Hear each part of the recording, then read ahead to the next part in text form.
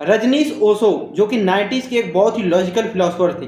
मतलब ऐसा कहा जाता है कि जिसने भी या तो ओशो को पढ़ा या फिर सुना है वह इनके विचारों के इन्फ्लुएंस से बच नहीं पाया है। या तो वह इनके और इनके विचारों का पूरी तरह से विरोध करेगा या फिर इनसे पूरी तरह से सहमत होगा, क्योंकि इनकी स्पीच में दिए गए इनके द्वारा तथ्य इतने लॉजिकल होते थे कि कोई इनके लॉजिक को इग्नोर कर ही नहीं पाता था और आज भी नहीं कर पाता है। सिर्फ यह एक अकेला आदमी हिंदू, मुस्लिम, सिख, क्रिश्चियनिटी, ज्यू और कोई भी धर्म हो, उनके फेक बिलीफ्स को तोड़ने का अकेले दम रखता था। इनका यह मानना था कि बिलीविंग ह्यूमन इंटेलिजेंस को खत्म कर देती है, क्योंकि कोई आदमी जब किसी चीज पे बिलीव करता है तो वह उससे क्वेश्चन करना बंद कर देता है, चाहे वह धर्म हो या फिर पॉलिटिक्स। क्योंकि दुनिया में लगभग सभी धर्म की नींव लगभग बिलीफ पर ही टिकी हुई है और अगर आदमी लॉजिकल बन गया और क्वेश्चन पूछने लगा तो सभी धर्मों की सदियों से चली आ रही मान्यताएं और परंपराएं खतरे में पड़ जाएंगी। ओशो की सबसे बड़ी विशेषता थी कि उन्होंने अपने जीवन काल में लगभग सभी विषयों पर अपने विचार रखे और वो भी बिल्कुल सटीक और सत्य साक्ष्यों के साथ।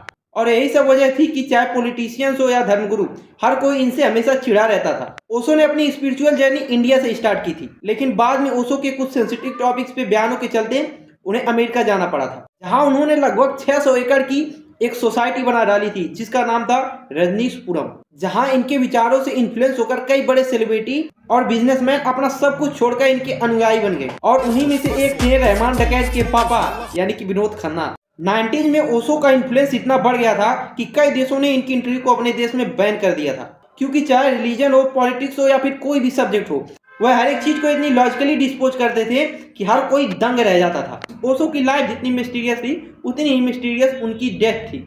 लेकिन भाई कुछ भी हो, ओशो एक बहुत ही ग्रेट फिलोसोफर थे। ट्राई करूंगा कि मतलब इन पर एक पूरा वीडियो बनाऊं जिनमें मतलब इनके लाइफ से जुड़े इंपॉर्टेंट इंसिडेंट और आइडियोलॉजी पर बात करूंगा।